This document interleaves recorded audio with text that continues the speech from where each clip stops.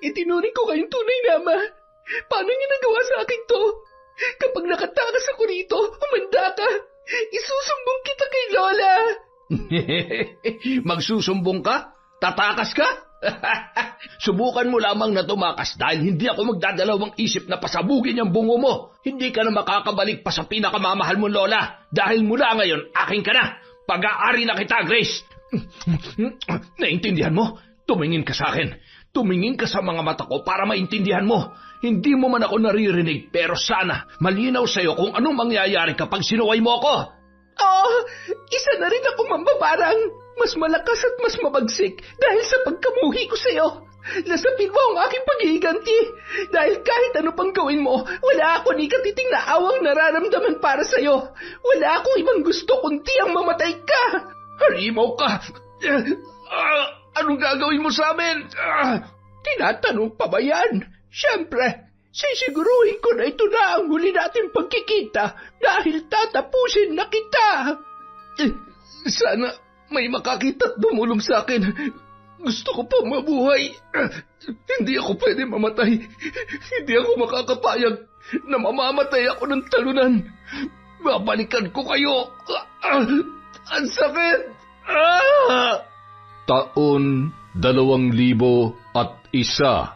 Siquijor, bandang 12:00 ng gabi, matapos hipan ni Lola Franz ang mga kandila pagkatapos niya maisagawa ang kanyang ritual, agad niyang ibinalot sa tela ang isang aklat na may katamtamang laki at ipinatong niya yon sa kanyang altar. Ngumisi pa yun habang pinagmamasdan ang muka ng kanyang biktima na nakatusok sa katawan ng kanyang manika gamit ang isang may katamtamang laki ng kalawanging karayom. Sumilip siya sa bintana bago niya yun isinara. Napakaganda ng buwan at ng mga bituin. Ganyan din sana kaganda ang buhay dito sa lupa kung wala lamang masasamang loob na patuloy na namemerwisyo ng buhay ng may buhay. Hanggat may taong abusado, hindi ako titigil na maging tulay upang makamit ang hustisya. Tumungo yun sa kanyang silid at napakunot noo nang marinig ang boses ng kanyang anak na si Leia sa kwarto nito na tila ba nayayamot na naman sa kinakasama na si Paul. Paano ko gugustuhin magkaanak sa'yo? Ay hanggang ngayon hindi ka man lamang nagpupursige. Kontento ka na ba talaga sa mga ginagawa mo? Magtatrabaho ka kung kailan mo lang gusto. Tapos kapag may pera ka na, uunahin mo pa ang bisyo mo. Paano tayo makakaipon yan? Hanggang kailan tayo makikitira sa nanay ko, ha? Ang init na naman ang ulo mo. Ayaw mo ba nun? May kasama dito si nanay. Tapos nakakatipid pa tayo. Sige nga, kakayanin ba natin kung aalis tayo dito? Ano, mangungupahan tayo? Ang sabihin mo, ayaw mo lang talaga. Dahil tamad ka at walang plano para sa atin. At sakit mo naman magsalita. Tumigil ka na nga. Matulog na tayo. Kakaiya kay nanay at sa mga kapitbahay. Di ka ba nang papagod? Hindi ako mapapagod sa kakabunganga hanggat hindi ka nagtitino. Umusog ka nga doon. Amoy alak at sigarilyo ka na naman. Masyado ka naman masungit, mahal. Huwag ka na nagagalit. Sorry na. Ano ba? Huwag mo nga akong hawakan at huwag mo akong daan-daanin sa mga paganyan-ganyan mo. Tigas ng mukha mo. Ano? Umusog ka doon. Bilis. Usog pa. Bahala ka nga dyan. Napailing na lamang si Lola Franz nung mga sandaling yon. Sa loob ng ilang taon na pagsasama ng dalawa ay hindi na bago ang ganoong eksena. Hindi naman siya nakikialam sa pag-aaway ng dalawa, lalo na't nasa wasto ng edad ang mga yun. Isa pa, mula nang mamatay ang ama ni Leia ay nagkaroon na rin ng lamat ang kanilang relasyon. Pinatay kasi ang asawa ni Lola Franz sa dating lugar kung saan sila nakatira. Halimaw ka! Pinatay mo ang asawa ko! Lumabas ka dyan, mambabarang! Kung hindi, papatayin ko ang asawa mo! Bitawan mo ako! Nestor, may dahilan kung bakit binarang niya ang asawa mo. Kung alam mo lamang kung gaano kanya katagal pinagtataksilan, mismo ang asawa ng kabit niya nagpabarang sa kanya. Hindi totoo yan. Gumagawa lamang kayo ng storya para takasan ang kasamaan ng asawa mo. Hindi na kayo naawa. Hindi niyo lang siya pinatay. Sinira niyo pa magandang pagsasama namin mag-asawa. Makahayop. Hindi ko kayo mapapatawad. Napabuntong hininga na lamang si Lola Franz sabay humiga at bahagyang pinahid ang kanyang luha habang naaalala kung paano tinaga ng lalaki ang kanyang asawa sa leeg at iba't ibang parte ng katawan. Habang sila ay nagtatago sa isang malaking punong kahoy, di kalayuan sa kanilang bahay. Hindi niya na nakaya pampigilan ang kanyang sarili dahil sa kanyang nakita. Matapos niyang paulit-ulit na pinagbilinan ang noon ay dalaginding pa lamang na si Leia na wag aalis sa pinagtataguan, ay matapang nung hinarap si Nestor na nanlilisik pa rin ang mga mata. Anong laban ng pagiging mambabarang mo sa itak na to? Masakit ba? Ha? Masakit ba na makitang nalalagutan ng hininga ang asawa mo't naliligo sa sarili niyang dugo? Galit na galit habang pumapatak ang mga luha at nanginginig ang mga kamay. Sabay dinuro si Nestor habang umuusal ng mga kahindik-hindik na salita. Ilang sandali lamang ay namilipit ang braso noon, sabay nabitawan ang hawak niyang itak. Pakinig ang pagtunog ng mga buto na animoy nadudurog. Kasabay ng malakas na hiyaw ni Nestor dahil sa labis na sakit, ay ang pagtulo ng dugo sa mga mata at pangingisay hanggang sa bawian yon ng buhay. Nang marinig niya ang mga sigaw ng mga taong nababatid niyang nakakaalam sa kanyang sikreto, ay tumakbo yon papaalis at binalikan ang kanyang anak na si Leia sa pinagtataguan nito. Sinuong nila ang masukal na gubat upang takasan ang nagbabadyang kapahamakan noong mga oras na yun. Hindi na nakalimutan pa ni Leia ang pangyayaring yun, at maging sa kanyang mga mata ay masamang tao at mamamatay rin ang kanyang ina, at siya ring dahilan kung bakit namatay ang kanyang pinakamamahal na ama.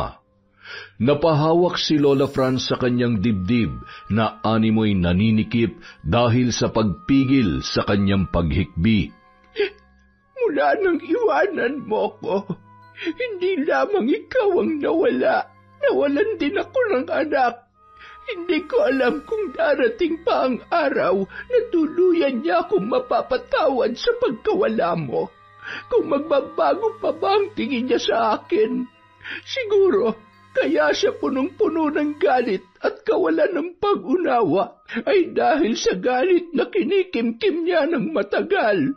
Hindi niya man sabihin ay ramdam ko kung gaano kalaki ang kanyang paghinagpis sa akin. Sa kabilang banda, nagising naman ang batang si Grace dahil sa malakas na kalampag ng pinto ng kanilang bahay. Wala yung nagawa kundi ang umiyak na lamang. Nanay! Nanay! Kanina ko pa po kayo hinihintay. Nagugutom na po ako. Kaninang tanghali pa po ako hindi kumakain. Tapos? Bakit hindi ka dumiskarte ng makakain mo? Alam mo, wala ka talagang silbi. Salot ka sa buhay ko. Nagugutom ka? Halika, tuturuan kitang kumain ng walang kanin. Yan! Kinaladkad noon papuntang kusina ang bata at kinuha ang isang kaldero na may kakarampot na lamang kanin na noon ay panis na. Isinubsob doon ng paulit-ulit ang muka ng bata na hindi na mapigilan ang pagmamakaawa. Tama na po, nanay. Tama na po. Hindi ko alam kung ano pumasok sa isip ko para buhayin ka. Pagod na ako umasa na babalikan pa tayo ng walang hiya at manloloko mong ama. Sana hindi na lamang kita pinanganak. Huwag kang susunod sa kwarto ko. Diyan ka lang. Simutin mo yung kaldero kung gusto mong kumain. Hawak-hawak ng bata ang kaldero at patuloy sa paghagulhol. Bakit lagi na lang ako sinasaktan ni nanay? Bakit lagi na lang siyang galit sa akin? Masama ba ako? Hindi niya ba talaga ako mahal? Bakit Kumuha na lamang siya ng baso at uminom ng tubig. Ramdam niya pa rin ang pagkalam ng kanyang sikmura. Pumwesto ang bata sa isang pahabang upuan hanggang sa hindi niya na namalayan na siya ay nakatulog na pala. Bandang 3:00 ng madaling araw, nagising ang bata na maramdaman niya ang malamig na tubig na biglang ibinuhos sa kanyang katawan. Sinipa ng malakas ng kanyang ina ang pahabang upuan na hinigaan niya, dahilan para matumba at bumagsak yon sa simento. Tumama ang kanyang ulo doon. Bahagyang nandilim ang kanyang paningin at may narinig siyang kakaiba at masakit na tunog sa kanyang tainga, hanggang sa tuluyan na siyang hindi makarinig nung mga sandaling yun. Nararamdaman niya na lamang ang dampi ng pamalo at kitang-kita pa rin niya ang galit sa muka ng kanyang ina. Kahit hindi niya na marinig kung ano ang mga sinasabi noon, maging ang sarili niyang boses at hiyaw sa bawat hampas na nagmumula sa kanyang ina hanggang sa mawalan na siya ng malay. Natauhan na lamang ang nanay ni Grace nang mapansin niyang mapula na at hindi na kumikilos ang kanyang anak. Natataranta yun sa pag-aakalang napatay niya ang kanyang sariling anak. Nagpalingon-lingon siya hanggang sa makita ang isang malaking sako at isinilid doon ang batang si Grace. Isinakay niya sa isang kariton at nang makita ang isang nakatigil na truck na may lamang mga gulay, binuhat at ikinarga niya doon ang kaawa-awang katawan ng bata. Bandang 8:00 ng umaga, nagising na lamang si Grace dahil sa init na tumatama sa kanyang kinalalagyan. Pinilit niyang makawala sa sako kahit pa hindi siya makakilos na maayos dahil sa mabilis na pag-andar ng truck. Nang makalabas sa sako ay dahan-dahan siyang umupo at tiningnan ang napakaraming sako na karga ng truck. Binuksan niya ang isa sa mga yun at nanlaki ang kanyang mga mata nang makita ang mga hinog na saging. Wow! Ang dami! Ang sarap nito! Ang sarap! Teka, paano ko napunta dito? Saan pupunta to? Bakit parang wala akong marinig? Sumigaw yon para tawagin ang kanyang nanay, pero wala pa rin siyang marinig na boses. Tumulong muli ang kanyang luha at inalala ang pagmamaltrato sa kanya ng kanyang ina. Nang tumigil ang truck sa may palengke, ay gulat na gulat naman ang mga kargador nang makita ang bata na noon ay nakatulog muli at may hawak pang isang piling na hinog na saging. Hoy bata, gising! Anong ginagawa mo dyan ha? Pambira, inupakan mo pa mga saging. Ay naku naman, oo. Nang magising si Grace ay nagulat naman siya nang mabasa sa mukha ng lalaki na galit yon. Bumaba ka dyan! Bilis! Pasaway kang bata ka! Hindi ko po kayo marinig. Hindi ko po kayo maintindihan. Huwag po kayo magalit. Sorry po. Huwag niyo akong hawakan. Huwag niyo po akong sasaktan. Aray ko! Eh, dintit na bata yun ah! Hoy! Bumalik ka rito! Tumakbo siya ng tumakbo hanggang sa makarating sa tapat ng isang simbahan. Papa Jesus, tulungan niyo po ako. Hindi ko po alam kung nasaan ako ngayon. Ayaw po sa akin ni nanay, kaya po siguro isinakay niya ako sa truck para hindi niya na ako makita. Hindi ko po alam kung paano na po ako ngayon. Mahal ko naman po siya, kaya lang po ayaw niya sa akin. Napalingon naman si Lola Franz sa bata habang inaayos sa kanyang maliit na mesa ang mga panindang halamang gamot.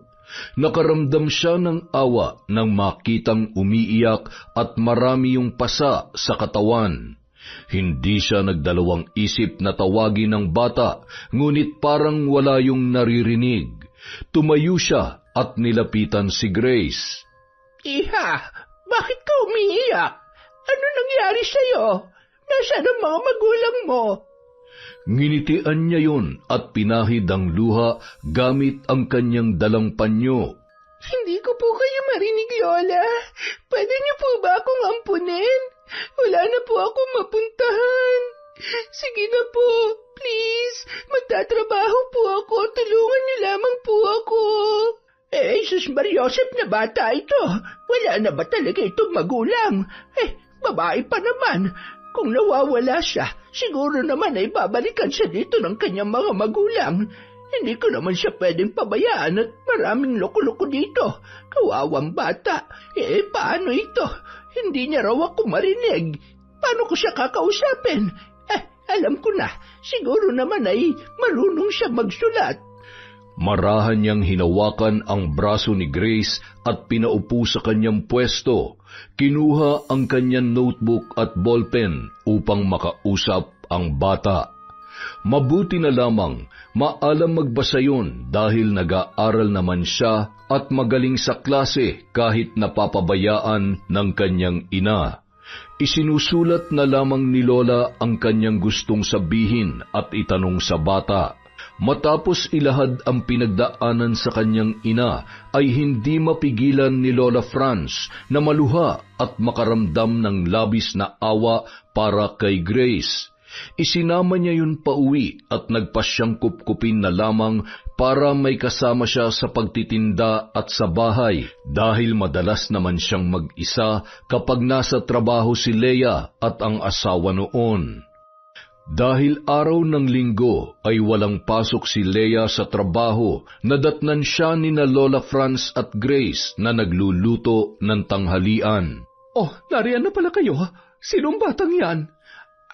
Nawawala. Dito na muna siya at delikado kung hahayaan ko siya magpalaboy-laboy. Napakagandang bata pa naman. Huwag niyo hong sabihin na sa edad niyong yan ay may plano pa kayo mag-ampon at nagdagdag pa kayo ng palamunin sa bahay na ito. Tsaka, paano kung anak ng masamang loob yan at ikapahamak pa natin? Leia, kailangan niya ng tulong. Mas masama kung wala tayong gagawin para sa kanya. Sus, sana nagawa niyo rin ho yan kay tatay noon. Bahala nga kayo. Sana lang ay hindi niyo pagsisihan na kinupkup niyo ang batang yan. Huwag kang mag-alala. Ako ang bahala sa kanya. Huwag mo na lamang siyang problemahin. Agad naman na dinala ni Lola sa kanyang kwarto ang bata at hinanapan ng damit na maaaring pamalit noon. Pinaliguan niya pa yun pagkatapos ay ginamot ang mga sugat at napakaraming pasa. Sa lagay niyang yan, mukhang sinasaktan siya ng mga magulang niya. Itsura pa lamang ng bata hindi ka man lang ba natatakot? Sarili niyang anak na gawa niyang saktan? Kayo pa kaya? Lola, sorry po. Galit po yata si ate. Umiling lamang ang matanda at hinawakan siya sa muka. Huwag kang matakot. Mabait ang ate Leia mo at hindi kita pababayaan. Hindi man narinig ni Grace ang sinabi ng matanda ay nabasa niya ang buka ng bibig noon. Mahigpit na napayakap ang bata kay Lola Franz at lumapit din yon kay Leia. Yumakap ang bata sa kanyang tagiliran at tinitigan siya nito sa muka. Maganda ka po, Ate Leia. Kamukha niyo po si Lola. Tumangutango na lamang yun at bahagyang ngumiti, sabay talikod at umirap. Huwag na huwag kang magiging pasaway sa bahay na to, kung hindi tatamaan ka sa akin.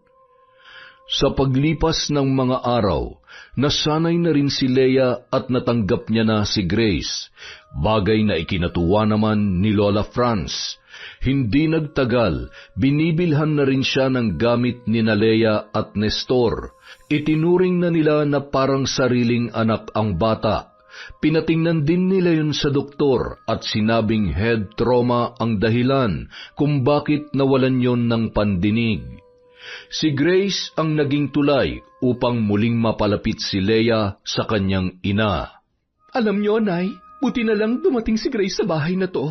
Kahit papano naranasan kong maging ina. Ngayon naiintindihan ko na kung bakit hindi ako nagkakaanak. Kasi bibigyan pala ako ng Diyos ng ibang paraan para maging isang ina. Nahanap ko na rin ho ang nanay niya at bukal po sa loob niya na ipaampo na lamang sa akin ang kanyang anak. May asawa't nagdadalang tao na rin at mukhang wala siyang kaamor-amor kay Grace. Ay, ni hindi niya man lamang kinukumusta.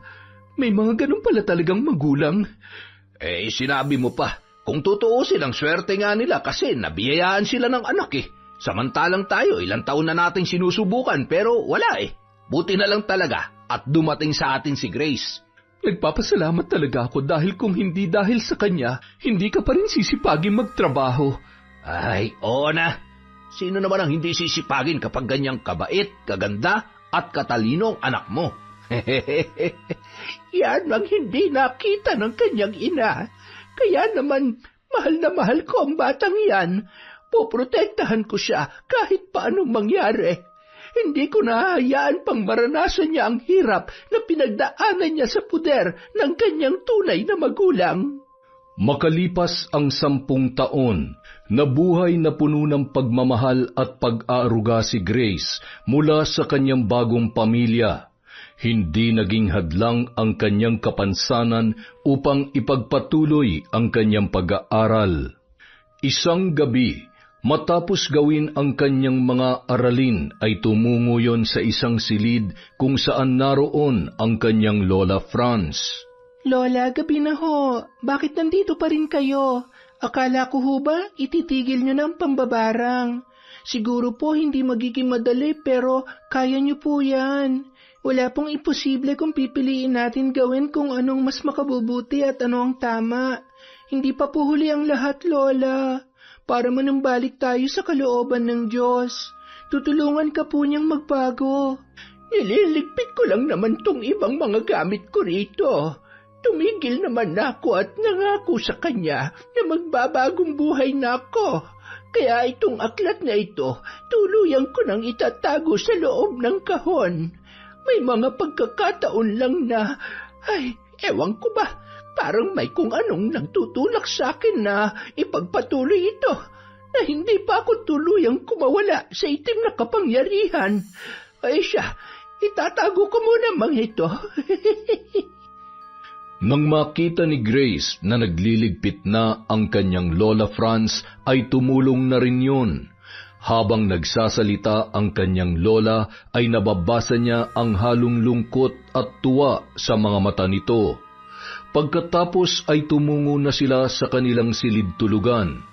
Samantala, mahimbing naman na natutulog na ang mag-asawang sina Leia at Paul dahil sa pagod sa kanilang maghapon na pagtatrabaho. Good night, Lola. Maaga pa po ang pasok ko bukas. I love you, Lola. I love you too, apo ko. Sige na, matulog ka na. Marahang ngumiti si Lola Franz habang pinagmamasdan ang nakahiga at agad na ring nakatulog na dalaga. Bakas sa mukha noon ang tuwa, malayo na sa Grace na una niyang nakita sa simbahan na puno ng takot at lungkot. Nung nasa unang taon na si Grace sa kolehiyo ay tinamaan ng malubhang sakit si Leia. Biglang bumagsak ang katawan noon at dinudugo. Napag-alaman nila na mayroon yung mayoma at kailangan na ng agarang operasyon.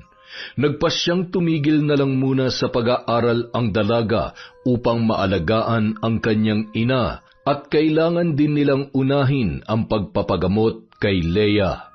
Matagumpay naman ang operasyon, ngunit nagkanda patong-patong na rin ang kanilang utang dahil kailangang sumailalim ni Leia sa chemotherapy. Yun na lamang kasi ang tanging paraan upang mapigilan ang pagkalat ng kanser sa kanyang katawan. Isang araw, habang sinusuklayan ni Grace ang kanyang nanay Leia, ay nanlaki ang kanyang mga mata sa napakaraming buhok na nalagas. Kitang-kita na ang anit noon. Mama, sandali lang ho. Kukunin ko lang ho yung palanggana. Heto na, apo. Ay, Diyos ko, alam kong makasalanan ako at walang karapatang humiling sa iyo ng kahit na ano.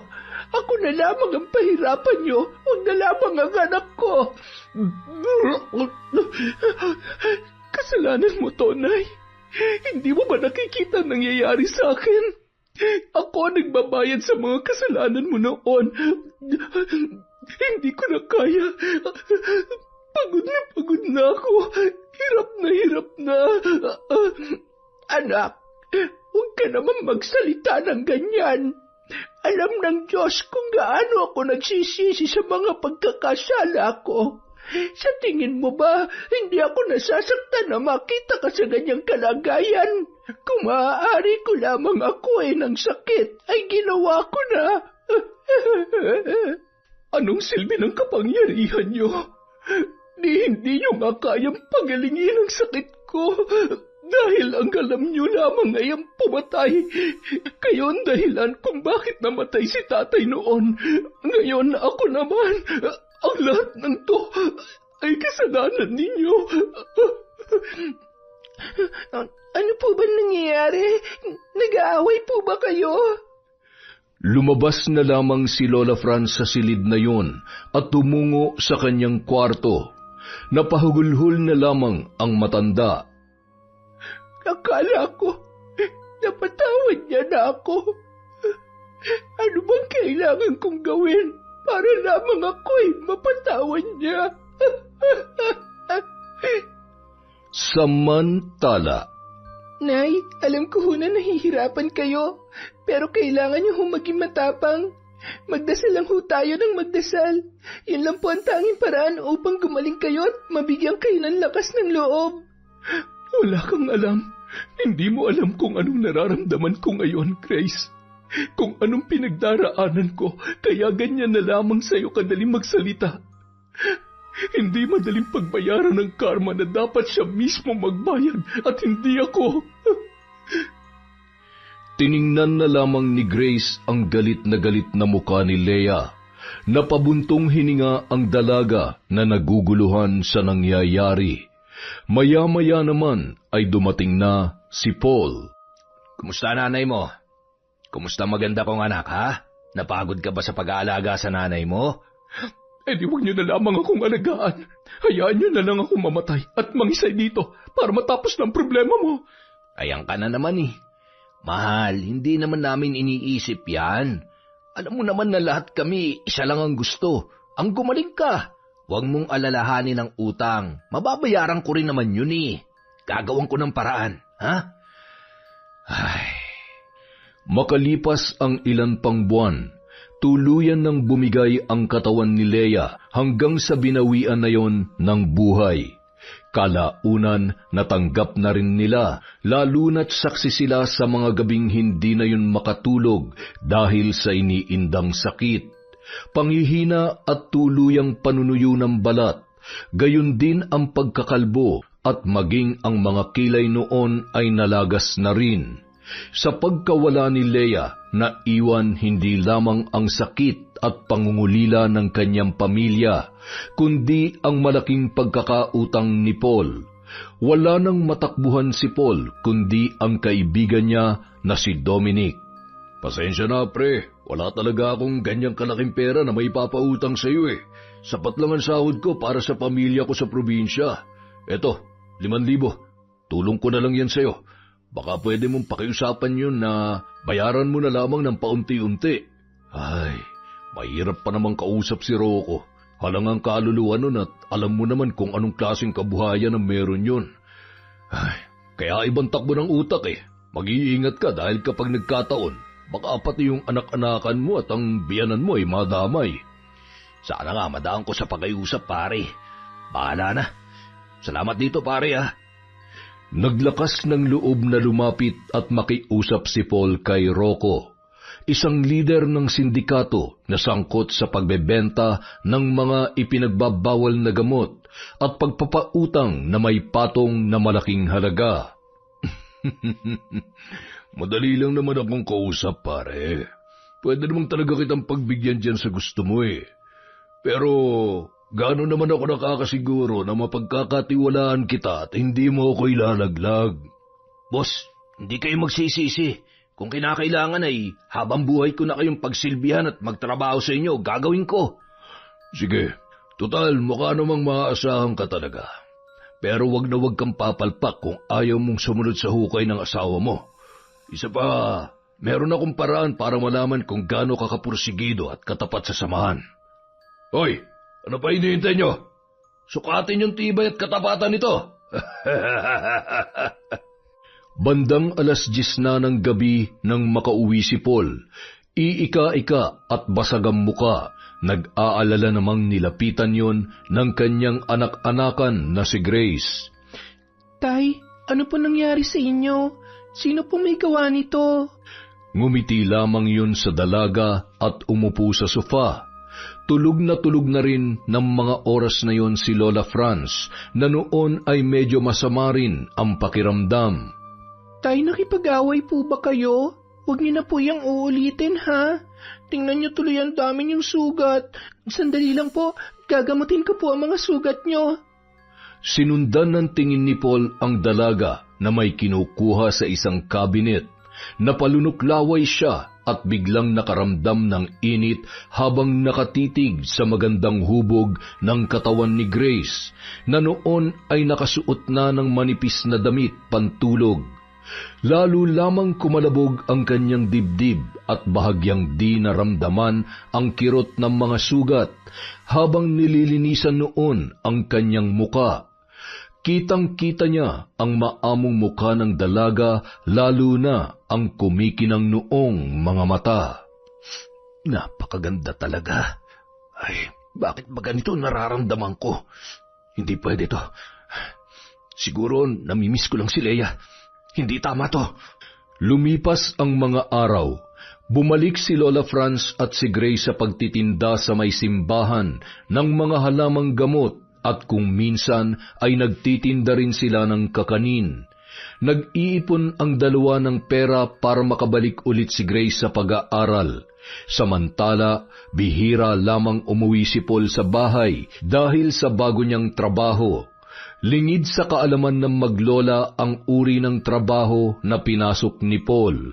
Sa loob ng mahigit 1 taon na pagtatrabaho niya sa samahan ay hindi lamang siya nakabayad, natuto rin siyang gumamit ng ipinagbabawal na gamot. Mas lalong nalulong sa alak at sigarilyo ang lalaki. Madalas din nakatambay yun sa mga bar, nagkakatuwaan kasama ang kanyang boss at mga kasamahan. Isang gabi, 12:00 na nang makauwi si Paul sa bahay ng kanyang biyanan. Naririnig niya ang sunod-sunod na pag-ubo noon. Sumilip siya at ang pumukaw ng kanyang pansin ay ang bahagyang nakaangat na damit ng dalaga. Kaya naman kitang-kita ang bandang tiyan noon. Napailing-iling na lamang ang lalaki bago pumasok sa kanyang kwarto. Umupo muna yon at hindi mapakali. Wala naman sigurong masama kung sakaling susubukan ko. Tsaka, hindi ko naman talaga siya kadugo. Kesa naman, pakinabangan pa siya ng iba mas makakabuti kung ako na lang ang makikinabang sa kanya. Kaya lang, paano ko naman gagawin yun kung laging nakabantay ang nanay sa kanya? Ay, buisit. Makaligo na nga lang. Kinuha nun ang kanyang tuwalya at tumungo sa banyo. Hindi na nun isinara ang pinto, lalo na't kampante naman siya na walang papasok. Nang mga oras na yun, ay bigla namang nagising si Grace dahil siya ay naiihi. Bahagya pang nakapikit, humihikab habang naglalakad patungo sa banyo, sabay itinulak ang pinto. Laking gulat niya nang makita ang hubot-hubad na si Paul. Sisigaw sana yon ng malakas nang biglang tinakpan ng lalaki ang kanyang bibig, sabay hinila at ikinulong sa kanyang bisig. Hinigpitan ni Paul ang pagkakahawak sa braso ng dalaga at itinulak yun sa pader ng banyo, sabay sinakal ng malakas. Matagal ko nang inaasam-asam ang pagkakataong to. Sa wakas, matitikman na rin kita, Grace. Tatay, bitiwan niyo ako! Abat, pumapalag ka pa talaga, ha? Wala kang karapatang tanggihan ako! 3 sunod-sunod na malalakas na suntok sa sikmura, dahilan para mawalan ng malay ang dalaga. Nagmamadaling nagbihis si Paul at karga-karga si Grace na isinakay sa isang lumang kotse na pagmamay-ari ng kanyang amo na si Rocco. Dinala niya yon sa isang bahay malapit sa lugar kung saan sila madalas nagtitipon-tipon ng kanyang mga kasamahan. Inuupahan niya yon at doon siya madalas na umuuwi mula na magtrabaho siya kay Rocco. Doon din kasi nakatago ang ilang mga mahalagang gamit at iba pang may kinalaman sa kanilang iligal na gawain. Itinali niya ang kamay at paa ng dalaga pagkatapos ay binusalan ang bibig noon upang masiguro na hindi makakatakas. Doon ay malaya niyang pinagsamantalahan ang inosenteng dalaga na pilit mang nagpupumiglas ay wala namang magawa para iligtas ang kanyang sarili dahil sa wala siyang sapat na lakas na labanan ang kanyang kinikilalang ama. Napakasama mo! Itinuring ko kayong tunay na ama. Paano niyo nagawa sa akin to? Kapag nakatakas ako rito, humanda ka. Isusumbong kita kay Lola. Magsusumbong ka? Tatakas ka? Subukan mo lamang na tumakas dahil hindi ako magdadalawang isip na pasabugin ang bungo mo. Hindi ka na makakabalik pa sa pinakamamahal mong lola dahil mula ngayon akin ka na. Pag-aari na kita, Grace. Naintindihan mo? Tumingin ka sa akin. Tumingin ka sa mga mata ko para maintindihan mo. Hindi mo man ako naririnig pero sana malinaw sa'yo kung anong mangyayari kapag sinuway mo ako. Nanginginig ang buong katawan ni Grace habang nakatingin sa baril na nakatutok sa kanyang ulo at ibinaba pa yun sa kanyang leeg habang nakangisi si Paul na tila ba punong-puno ng pagnanasa sa dalaga. Diyos ko, tulungan niyo po ako. Kailangan ko pa mag-alis dito.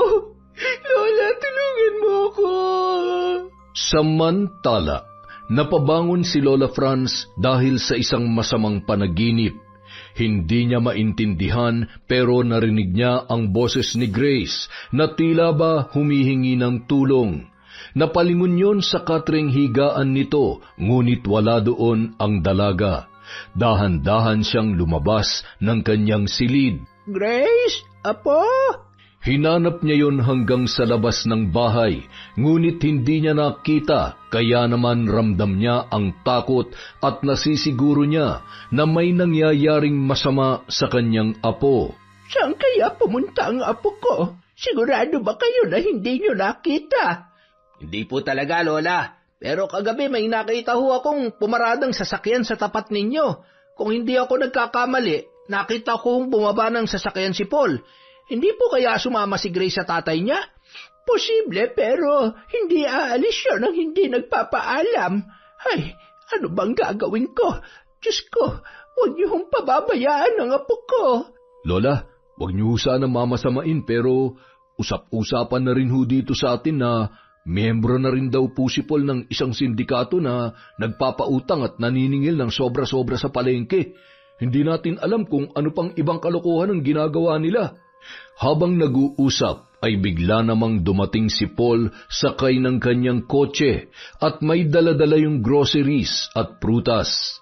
Nay, bakit nandito ho kayo sa labas? May problema ho ba? Lola, mauna na ho kami sa inyo.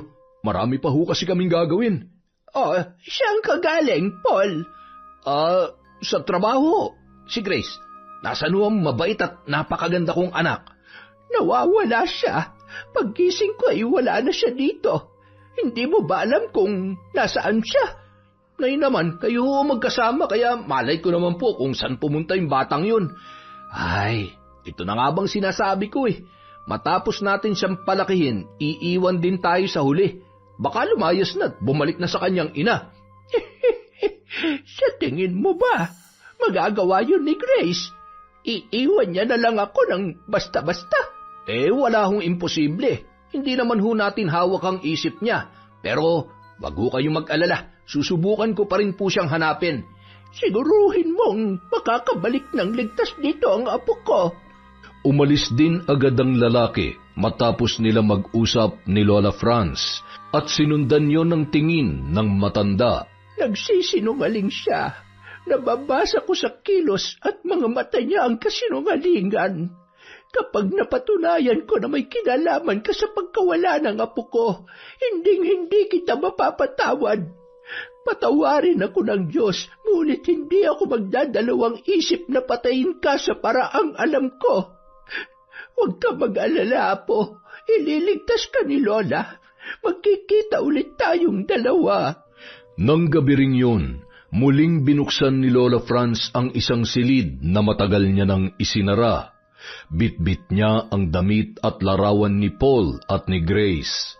Kinuha niyang muli ang mga gamit sa pambabarang na matagal niya nang itinago. Sa ngalan ng itim na kapangyarihan at sa muling pagyakap ko rito, nais kong malaman ang katotohanan upang makabalik sa akin ang pinakamamahal kong apo. Magbabayad ang dapat magbayad. Buhay sa buhay, hindi dapat kawaan ng sino mang mananakit at pagsasamantalahan ang kanyang kahinaan.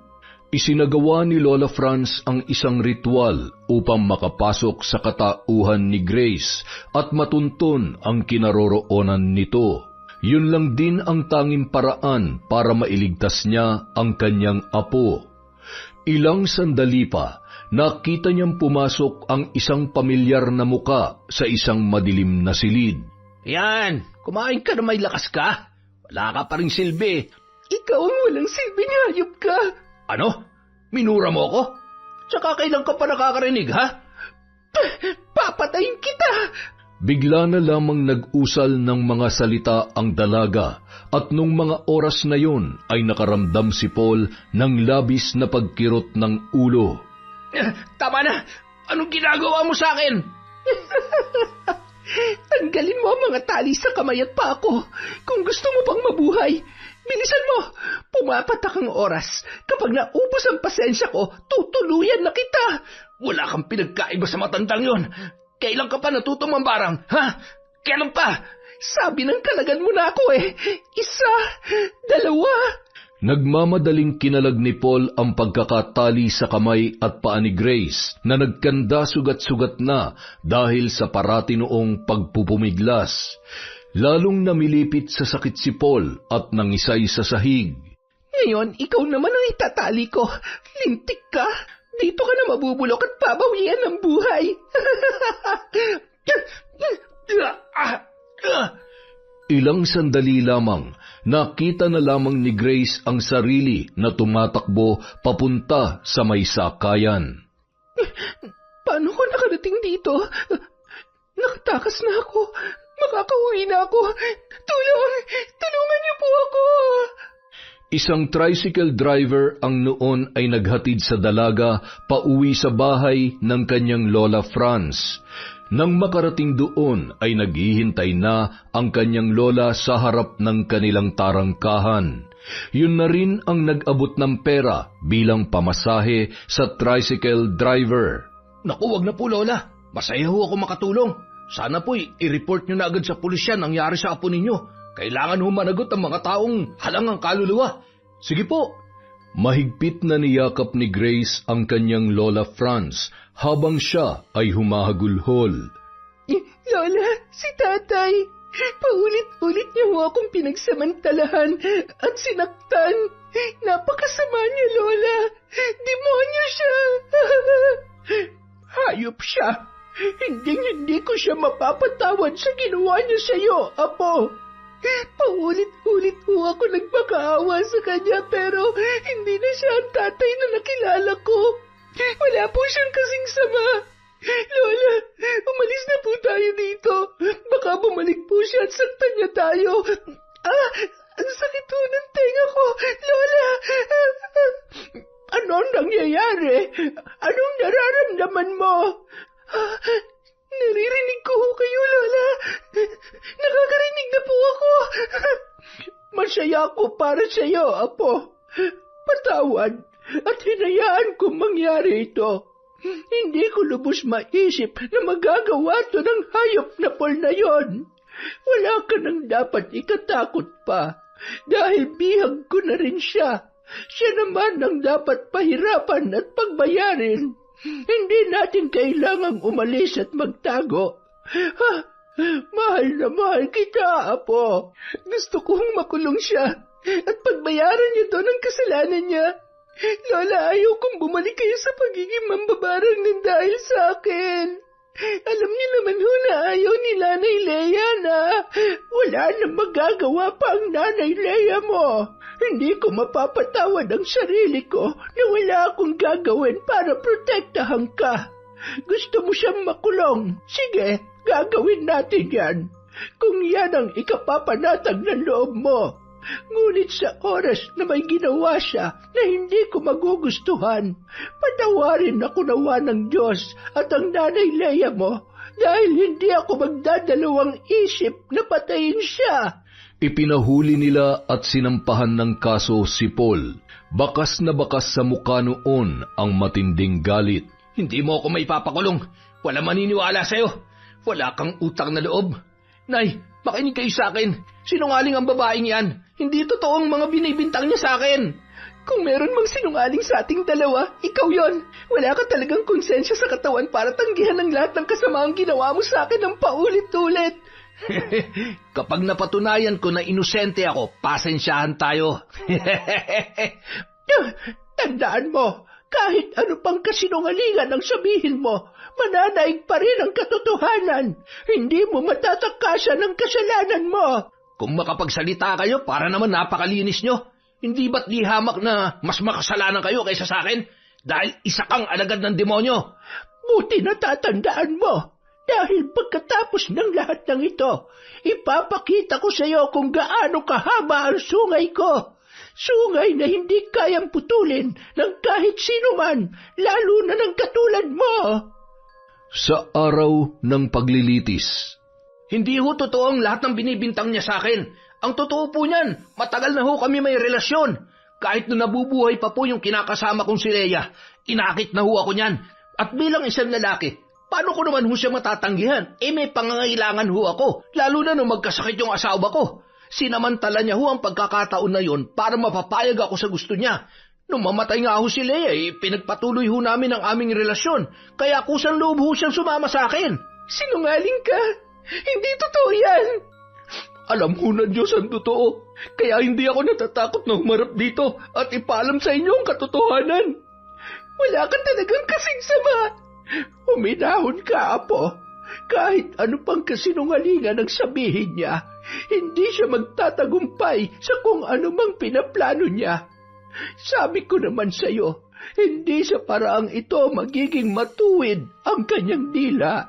Totoo ba na siya ang nagtatrabaho sa inyo at siya nagpaaral sa iyo sa loob ng ilang taon? Totoo ba na itinuring ka nilang anak ng kanyang kinakasama na si Leia? Ha? Opo. Kung ganon, nagpapatunay lamang ito na mula pa noon, wala siyang masamang intensyon sa iyo. At kung gaano kabuting tao si Paul na tumayo bilang totoo mong tatay. Dahil sa mahusay na abogado na tumulong kay Paul, napawalang sala ang lalaki. Salamat po, boss. Walang anuman. Lahat ng itinulong ko sa iyo ay pagtatrabahuhan mo na matagal. May isa pa nga pala akong gusto mangyari. Hindi ko akalain na napakaganda pala ng ampon mo. Hindi naman pwedeng ikaw lang ang makikinabang sa ganong kasarap na putahe. Ano po bang gusto niyong mangyari, boss? Tinatanong pa ba yun? Gusto kong mapasakin si Grace, kahit isang gabi lang. Pero siyempre, ayoko ng sabit. Gusto ko yung malinis na pagkakatrabaho. Kaya siguruhin mo na sa pagkakataong ito, hindi ka papalpak katulad nung nangyari sa'yo. Maliwanag ba? Walang problema, boss. Ikaw pa ba? Cheers! Cheers! Samantala.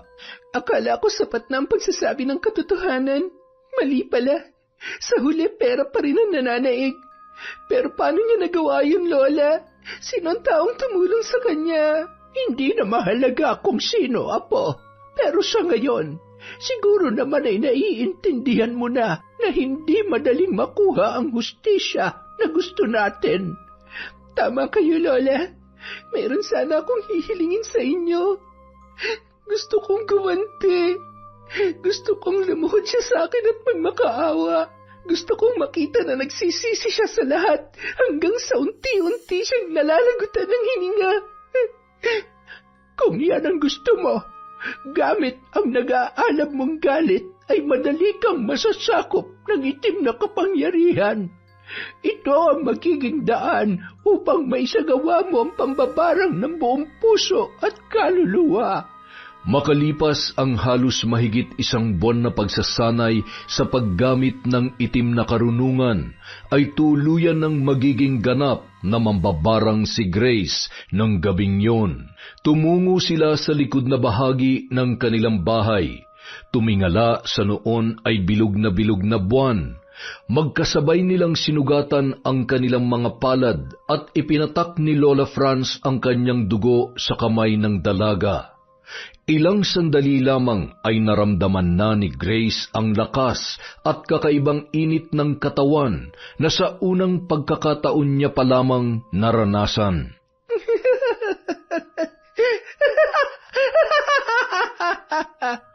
Lumipas ang mga araw, hindi mapakali ang maglola sa loob ng kanilang bahay. Ramdam nila ang nag-aambang panganib sa gabing yon. Ano man ang mangyari, kailangan lamang maging buo ang iyong kalooban. Magiging magkaugnay tayo sa lahat ng oras, Apo. Kaya wala kang dapat ikatakot. Hindi na ho ako natatakot, Lola. Handa na ho akong harapin siya at kahit sino mang may pinaplanong masama sa akin. Mag-iingat din ho kayo sa oras na sundan niyo ako sa kung saan man nila ako dadalhin. Kahit gaano pa man sila karami, hindi nila tayo kaya. Hindi tayo magpapatalo sa mahihinang nilalang na katulad nila. Matapang lamang sila kapag may hawak na armas at dahil sa pera. Ngunit anong laban nila sa ating itim na kapangyarihan na sa isang bulong lang ay maaari na silang mangisay at isa-isang masunog sa impyerno? Sige na, pupunta lamang ako sa silid upang magsagawa ng ritual dahil nasisiguro kong paparating na sila. Makalipas lamang ang ilang minuto ay biglang nagbukas ang pinto at bumungad ang 3 lalaki na nakatakip ang muka. Napangisi si Grace, sabay nagkunwaring takot na takot nung mga sandaling yon. Huwag ka lang pumalag! Kayong dalawa, hanapin niyo yung matanda. Huwag kayong babalik doon nang hindi niyo pa siya nakikita at napapatay. Ha? Mag-iingat kayo. Mambabarang yon. Ay, hirap maging sunod-sunuran. Sa tanang buhay ko, ngayon lamang ako kinilabutan ng ganito. Huwag kang anduwag. Sigurado nandito lamang yon. Ako ba ang hinahanap ninyo? Sa tingin niyo ba'y mapapatay niyo ako? Mga tanga at mapangahas! Nanlilisik ang mga mata habang tinuturo ng salitan ang dalawa ay binibigkas ang mga salitang Latin. Bigla namang napahawak sa sarili nilang leeg ang 2 lalaki. Mula sa mga oras na ito, hawak ko na ang isip ninyo. Sasabihin at gagawin niyo lamang ang mga bagay na ayon sa kagustuhan ko. Kailangan mong ipabatid sa kung sino mang nag-utos sa inyo na patay na at inilibing niyo na ako. Makakaalis na kayo. Huwag kayo mag-alala. Magkikita-kita pa tayo at pag-iisipan ko kung pagsasama-samahin ko kayong ibaon sa hukay o di kaya naman ay itapon sa kumukulong putik ng impyerno. Hinawakan ni Lola Franz sa muka ang 2 lalaki. Mga pinagpala sa itsura pero amoy imbur na lang hininga ng mga hinayupak na ito. Sumisigaw ang mga kasamaang ginawa ninyo sa ngalan ng pera. Makakaalis na kayo. Agad na umalis ang 2 lalaki sakay ng motor na tila ba normal lamang na bumiyahe. Nadatnan din nilang nag-uusap sina Rocco at Paul. Boss, malinis na. Pinatay at ibinaon na namin siya sa likod ng kanilang bahay. Siguraduhin nyo lang ha. Dahil kapag nagkataon, mayayari tayong lahat. O siya. Bahala na kayo mag-usap-usap kung paano niyo pinatay ang matandang mambabarang na yon. Dahil hindi na ako makapaghintay na matikman si Grace. Huwag ka mag-alala, Paul. Pagbibigyan din naman kita. Basang-basa ko dyan sa pagmumukha mo na namimiss mo na ang anak-anakan mo. Sige lang, boss. Sayong sayo na yan. Pinagsawaan ko ng bawat parte ng katawan yan eh. Aba, gago ka. Nang pumasok si Rocco ay nagulat na lamang siya nang nakalaglag na ang tali sa kamay at paa ng dalaga. Paano mo natanggal ang... Ikaw naman? Ano naman ang nakakapagtaka doon? Wala pa yan sa kaya kong gawin sa'yo. Halika, lumapit ka sa akin. Huwag kang mag-alala. Hindi naman ako papalagi. Hindi muna ako kailangan saktan para makuha ang gusto mo. Ano? Handa ka na ba? Yan ang gusto ko. Madaling kausap. Sandali naman. Masyado ka naman nagmamadali. Hinawakan ni Grace ang muka ni Rocco ng marahan at ngumisi yun ng kaakit-akit. Pagkatapos ay pilit nung ibinuka ang bibig ng lalaki at ibinuka niya rin ang kanyang bibig. Lumabas doon ang napakarami at iba't ibang lumilipad na insekto. Anong ginagawa mo sa akin? Halimaw ka! Bakit? Natatakot ka? Hindi ba't gustong-gusto mo ko? Boss Rocco naman. Nagsisimula pa lang tayo eh. Ayaw mo bang makita at mahawakan ng bawat parte ng katawan ko? Bahagyang hinubad ni Grace ang kanyang damit at ipinakita ang kanyang likod na bahagi. Bigla namang nabuhayan si Rocco na tila ba hindi niya mapigilang hawakan ang likod ng dalaga. At nang akmang hahawakan niya na yon, ay nagmistulang kasing pula ng longganisa ang malaking sugat na may sandamakmak na nana at nagtatalunan ang mga uod. Ano pang hinihintay mo? Hawakan mo! Halikan mo! Lumayo ka! Lumayo ka sa akin! Nakakadiri ka! Nakakadiri?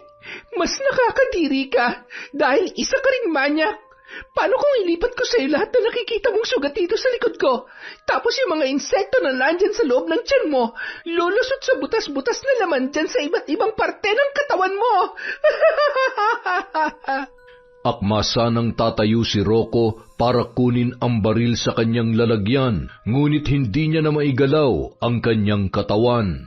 Bakit hindi ako makakilos? Anong gagawin mo sa akin? Pakiusap, huwag mo akong papatayin. Anong pwede kong gawin? Paano patawarin mo ako? Ha? Anong gusto mo? Pera? Kahit magkano ibibigay ko sa'yo. Iyan, isang bag. Maraming lamang pera yan. Ibibigay ko sa'yo lahat. Basta... Ngayon, nanlilimos ka na ng buhay. Ang lakas ng loob mo na gumawa ng masama at manlamang sa kapwa. Pero bahag naman pala ang buntot mo. Ngayon, hindi mo na mapapakinabangan ng perang ito. Wala ka nang mapagsasamantalahang tao. Paulit-ulit siyang nag-usal ng mga kakaibang salita at ilang sandali lamang ay naramdaman na ni Rocco ang pinaghalo-halong kati at kirot sa kanyang buong katawan. Napapahiyaw yon ng sabay-sabay na binubutas ng mga insekto ang kanyang laman, kasabay ng pagsuka niya ng dugo. Hindi ka na nakontento.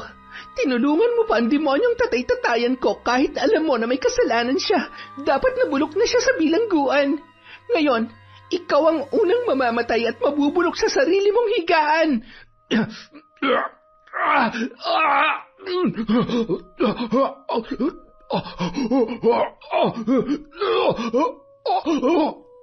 Samantala, Hindi mabuksan ang pinto. Narinig niyo naman yung sigaw niya kanina. Sigurado may nangyayaring masama sa kanya. Bilisan niyo! kung makautos ka, akala mo naman ikaw ang amo dito. Baka nakakalimutan mo na mas nauna kami sa'yo dito. Masyado kasing pabida eh. Teka, ano yung mga... Nagkagulo ang tatlo nang pumasok ang napakalalaking daga at mga ipis. Sinabayan pa yon ng mga putakte at pinagkakagat ang tatlong lalaki. Ilang sandali lamang, lumitaw sa kanilang harapan si Lola Franz na noon ay humahalakhak. Akma pa lamang nilang bubunutin ang kanilang mga baril nang biglang napahiyaw sila sa pagkakapilipit ng kanilang kabilaang braso at paa, gayon din ang leeg ng dalawang lalaki na kasabwat ng mga yon. Unti-unti na ring naglaho ang mga insekto at daga matapos yung utusang lumabas ni Lola Franz. Halimaw ka! Anong gagawin mo sa amin? Tinatanong pa ba yan? Siyempre, sisiguruhin ko na ito na ang huli nating pagkikita dahil tatapusin na kita. Hindi ko alam kung anong masamang hangin ang pumasok dyan sa utak mo para umabot ka sa ganito. Ginagawa mo to para sa taong hindi mo naman kadugo. Hindi mo naman kaano-ano. Hindi mo man lang ba naisip na ako nagsakripisyo ng nabubuhay pang anak mo? Dahil sa kanya, kaya umabot ako sa ganito. Huwag mong idadamay dito ang anak ko. Hindi sapat na dahilan yon para pagsamantalahan mo si Grace at magtangkang patayin ako. Mangyari lamang ang gusto mo. Hindi ka lang sinungaling. Tunay ngang wala kang puso para ipagkanulo mo pa siya sa ibang tao. Mabayaran lamang ang utang at maitago ang kasinungalingan mo sa korte. Ngayon, ako ang husga at magpaparusa sa iyo. Nung mga oras na yon, bigla naman lumabas sa isang silid si Grace at bumaba ng hagdan. Lola, ako na hong bahala sa kanya. Sa akin ho siya may kasalanan, kaya ako magpaparusa at papatay sa hayop na yan. Isa ka pa, wala kang utang na loob. Anong utang na loob ang dapat ko pang pagbayaran sa'yo pagkatapos ng lahat ng mga kahalayang ginawa mo sa akin, ha? Wala nang pag-asa magbago ang tulad mo, kaya ang dapat sa'yo, mamatay.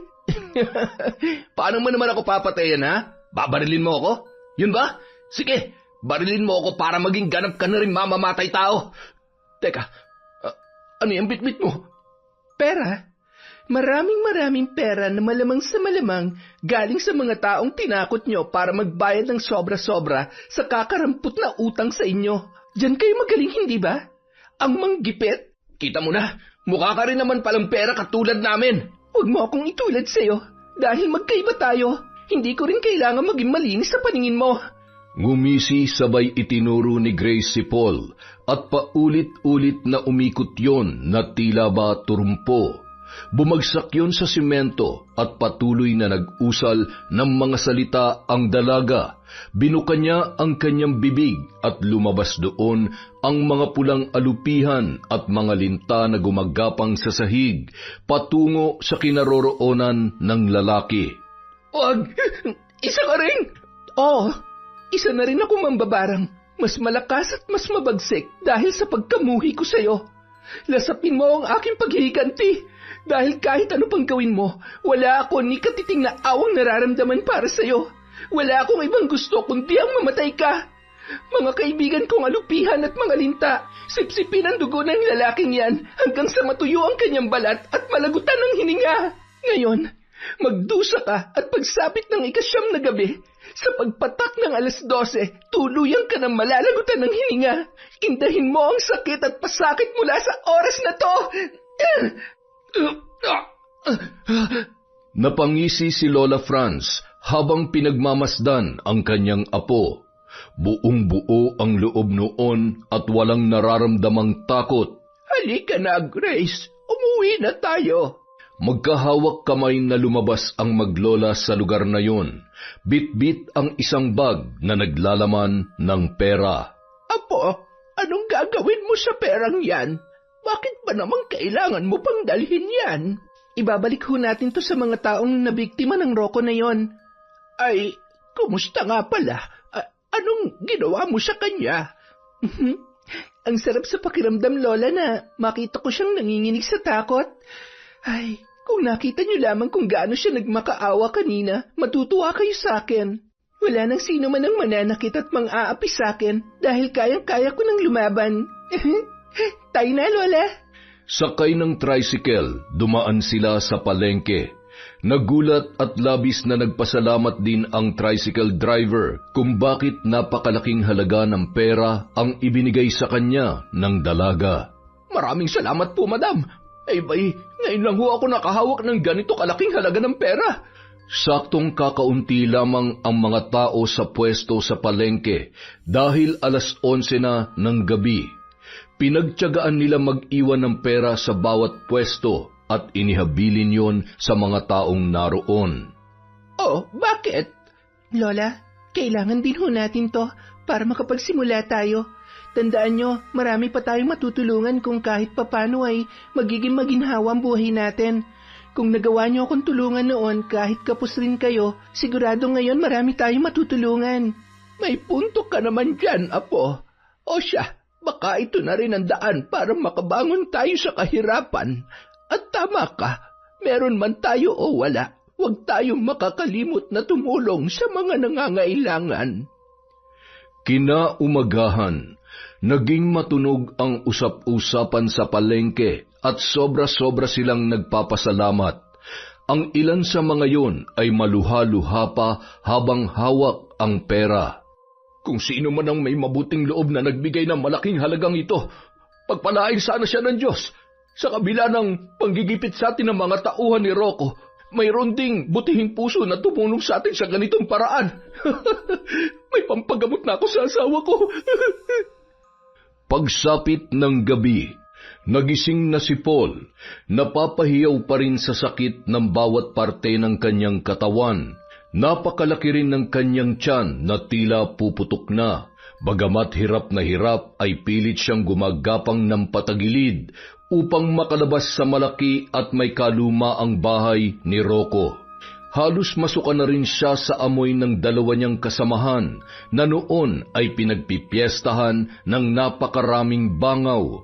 Nang makarating sa labas ng bahay ay nagsisigaw yon at nang hihingi ng tulong, ngunit ilang segundo lamang ay naramdaman niya na tila may humihila ng kanyang dila hanggang sa lumawlaw yon at wala nang lumalabas pang boses sa kanyang bibig.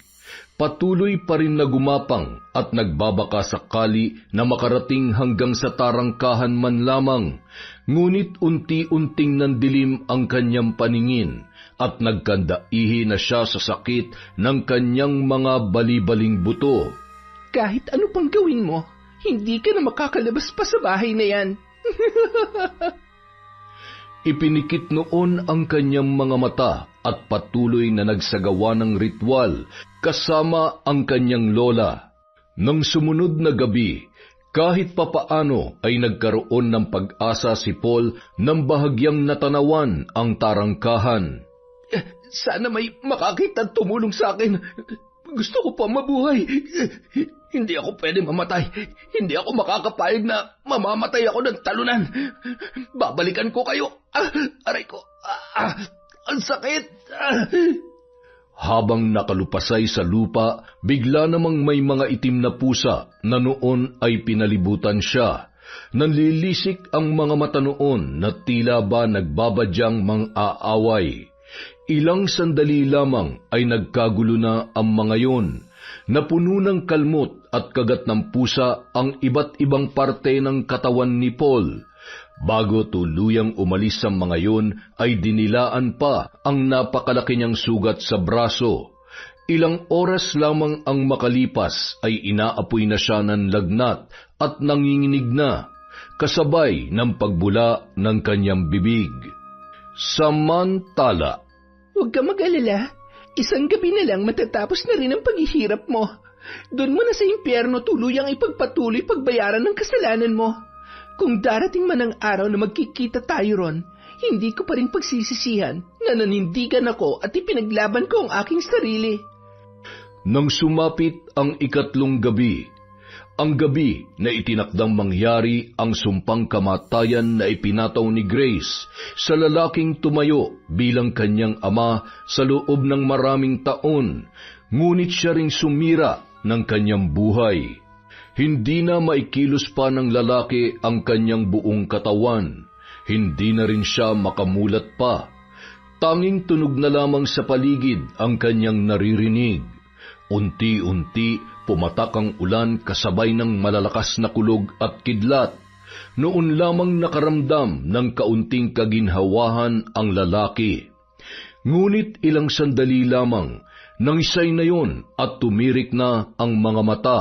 Ilang sandali pa, tinamaan yon ng napakalakas na kidlat at nasunog ang buong katawan.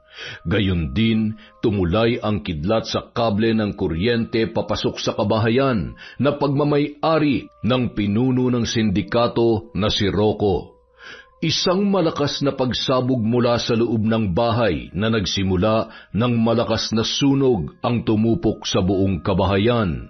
Tila ba sinasadya ang pagkakataon upang maging ang ulan ay umurong para maging abo na lamang ang bawat bahagi ng lumang bahay na ang karamihan ay yari sa kahoy. Makalipas ang 3 buwan, kahit papaano wala nang gaanong inaalala pa ang maglola. Ngayong tapos na ang ating paghihiganti, gusto kong unti-unti ay magpatuloy na tayo, Apo. Kalimutan na natin ang mga nangyari. Lalo ka na, gusto ko na may pagpatuloy mo ang pag-aaral. Ang mga pangarap ng Nanay Leia mo sa'yo. Opo, Lola. Huwag po kayong mag-alala. Gagawin kong lahat para maging proud pa rin sa akin si Nanay. Gagalingan ko ang pag-aaral para makakuha ko ng scholarship at hindi na kayo mahirapan pa. Kayang-kaya mo yan, Apo. Matalino kang bata. Basta huwag ka na masyado magpapa-apekto sa nakaraan mo. Napapansin ko na may mga pagkakataon na wala ka pa rin sa iyong sarili. Ay, sa totoo lang po, Lola, hanggang sa ngayon, walang gabi na hindi sumasagi sa isipan ko ang lahat ng mga nangyari sa akin. Nakaganti na ako pero hindi ko maintindihan kung bakit ganito ang nararamdaman ko. Walang kapayapaan ng puso at isipan ko. Ay, nandito lamang ako, Apo. Sasamahan kita hanggang sa malampasan mo ang lahat ng pinagdaraanan mo. Huwag mong piliting maging matapang sa lahat ng oras. Kung gusto mong umiyak, umiyak ka. Kung galit ka at gusto mong sumigaw, sumigaw ka. Hindi mo kailangang magtago sa mga magaganda mong ngiti kung sa loob mo ay masyado ng mabigat. Hayaan mong pumatak ang luha para gumaan ang iyong pakiramdam. Halika dito, yakapin mo ako at iyak mong lahat ng sakit na nararamdaman mo. Mahigpit na niyakap ng matanda ang kanyang apo at hindi na nun napigilan na mapahagulhol. Marahang hinaplos ni Lola Franz ang likod ng dalaga. Maya-maya ay humiga si Grace habang patuloy na hinahaplos ang kanyang buhok ng kanyang lola. Hindi niya na namalayang nakatulog na pala siya. Sa unang pagkakataon, matapos ang mahaba-habang panahon, ay nakatulog si Grace na walang takot at hindi na nagigising ng alanganing oras dahil sa paulit-ulit na bangungot ng kanyang nakaraan. Nagpasya ang dalawa na muling iligpit ang mga gamit at muling magbalik loob sa Diyos. Ang nais lamang nila ay magkasama ng matagal at paunti-unting matupad ang pangarap ng dalaga sa kanyang buhay. Isang araw, habang papasok ng simbahan si Grace, may nakasalubong siya na isang mag-anak. May kasamang 2 batang babae ang nasisiguro niyang mag-asawa. Pamilyar ang mukha noon at lumipas man ang mga taon ay hindi niya yon makakalimutan. Nasisiguro niya na yon ang kanyang ina. Nagkatinginan sila at tinitigan niya lamang yon sa loob ng ilang segundo.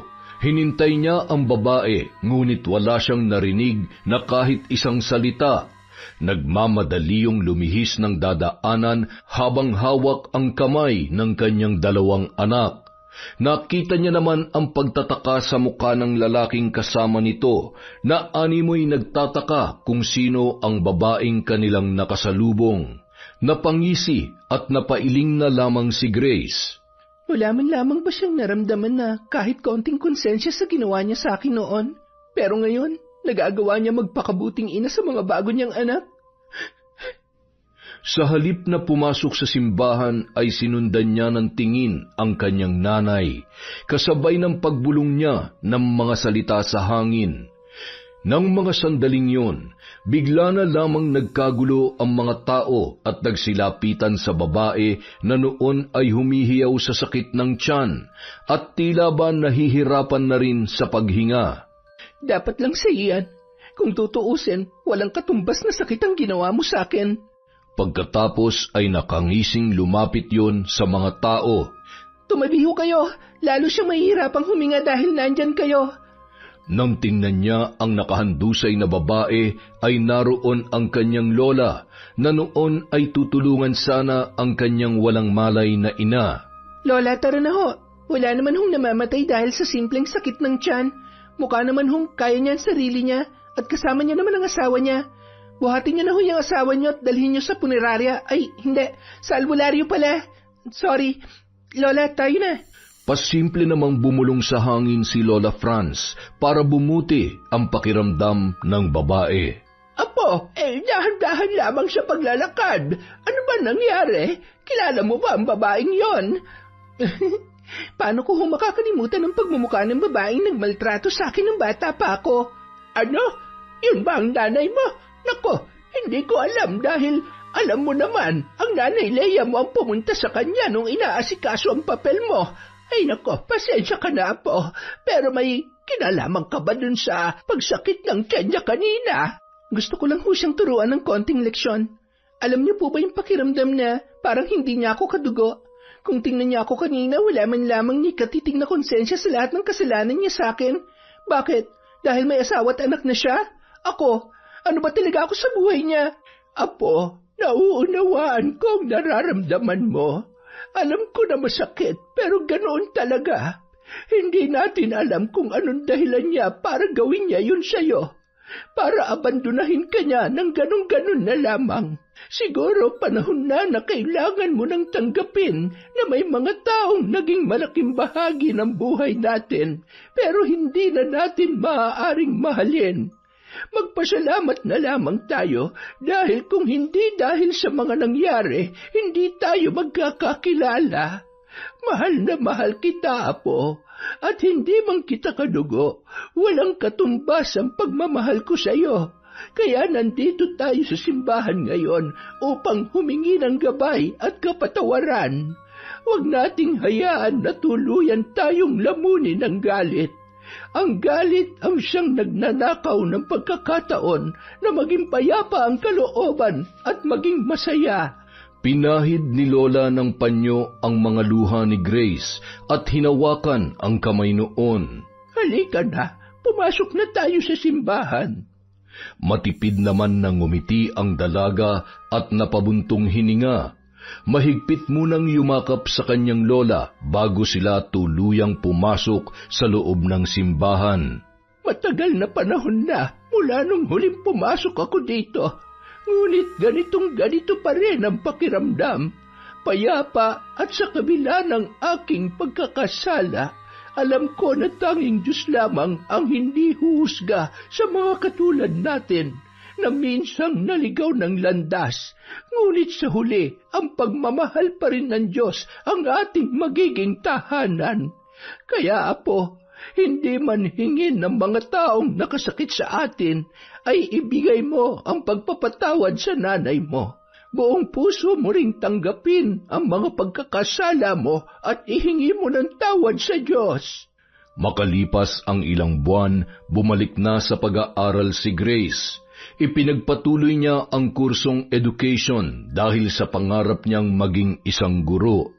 Doon nakilala niya ang isang panibagong tao na magbibigay ng pagmamahal at pag-aalaga na ni minsan ay hindi niya naranasan sa kanyang buhay. Si Steve ang kanyang naging matalik na kaibigan. Yun ang naging sandalan niya sa mga pagkakataon na nakakaramdam siya ng pagod. Yun din ang nag-iisang tao na pinagkakatiwalaan niya ng kwento ng kanyang masalimuot na pinagdaanan.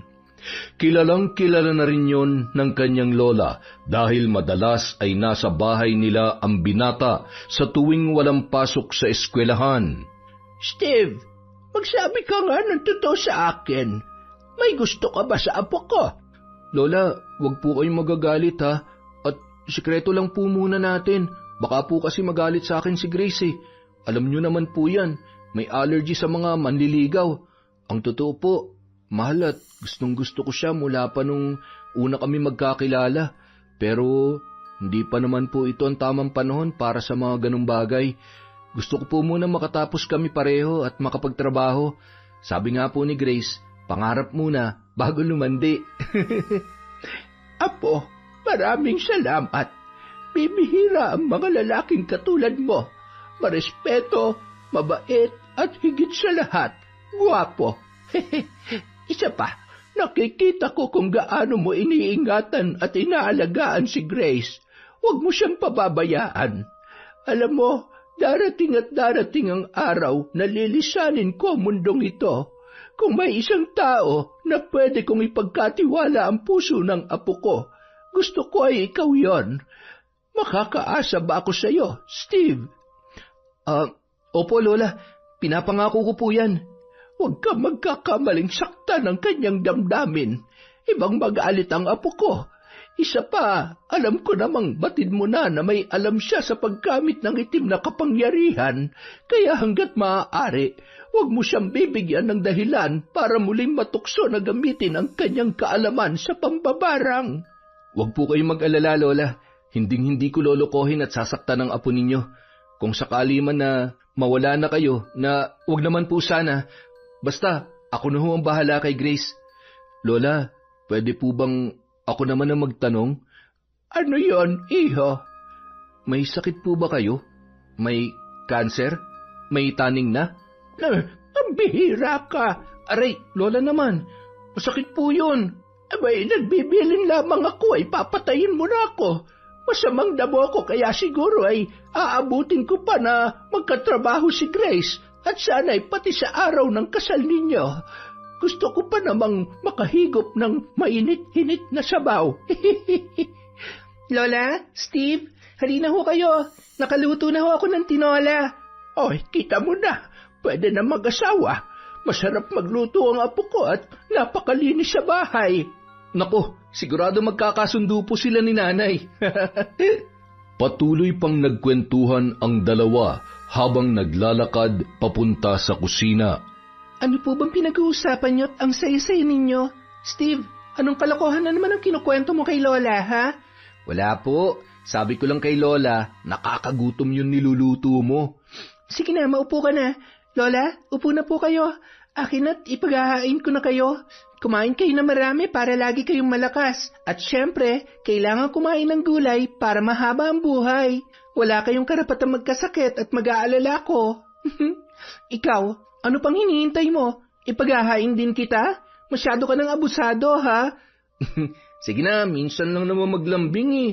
Oh, ayan na nga. Sige na, huwag ka nang umiyak. Alam mo namang love na love kita eh. Anong sabi mo? Oo, Ika. Love na love kita kasi best friend kita. Parang ang tamis ng sabaw nitong tinola, ah. Makalipas ang 7 taon, nakatapos na ng kolehiyo si Grace at nagtuturo na rin sa isang pampublikong paaralan. Gayon din ang noon ay asawa niya ng si Steve. 2 taon na rin silang kasal at mag-iisang taon na mula nang pumanaw si Lola Franz. Bandang 3:00 ng hapon, magkasamang lumabas ng paaralan ang mag-asawa at sumakay ng kotse papunta sa sementeryo kung saan nakalibing ang kanilang pinakamamahal na lola.